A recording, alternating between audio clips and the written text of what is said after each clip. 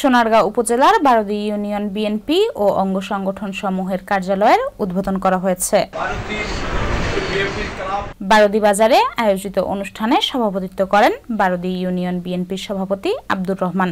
যারা জাতীয়তাবাদী দল বিএনপি করেন, যারা বিএনপি করে নির্যাতিত হয়েছে, প্রত্যেকটা বিএনপির জন্য অগ্র অধিকার রয়ে গেছে। এটা আপনারা সব সময় দুঃখে সুখে আপনারা এখানে আসবেন।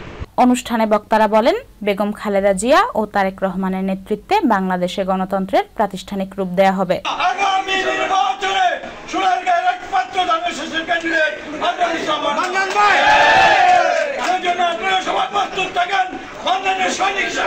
এবং ওনার জন্য দোয়া করবেন, আল্লাহ যেন ওনাকে সুস্থ রাখে এবং আমাদেরকে খেদমত করে, এবং আপনারা যাতে ওনাকে ভোট দিয়ে সোনারগাঁয়ের প্রতিনিধি নির্বাচন করে আমাদের খেদমত করার জন্য জাতীয় সংসদে পাঠাতে পারেন।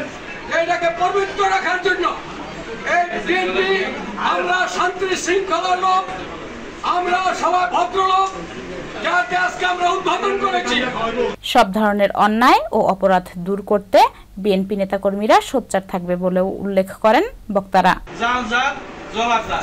যে কাজ করছে কাদের লগে কাজ মিলায় যারা আমরা 17 বছর পাইছি, তার এসে এমপি হিসেবে দেখতে চান না। উপজেলা বিএনপির সভাপতি আজহারুল ইসলাম মান্নান বলেন, বিএনপির কাছে সকল ধর্ম ও বর্ণের মানুষ সবসময় নিরাপদ থাকবে।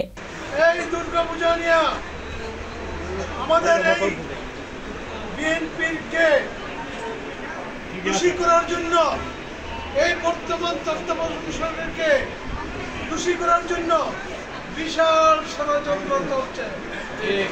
সেই চক্রান্ত যাতে আমরা ধ্বংস করে দিতে পারি, কারণ আমার নেতা তারেক রহমানের একটাই নির্দেশ, বাংলাদেশের ভিতরে সকল ধর্মের লোক আমরা সমান বাজার বাস করব।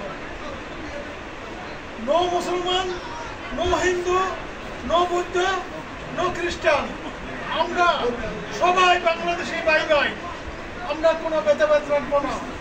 ইসরাত জাহান, জেটিভি বাংলা 24, সোনারগাঁ, নারায়ণগঞ্জ।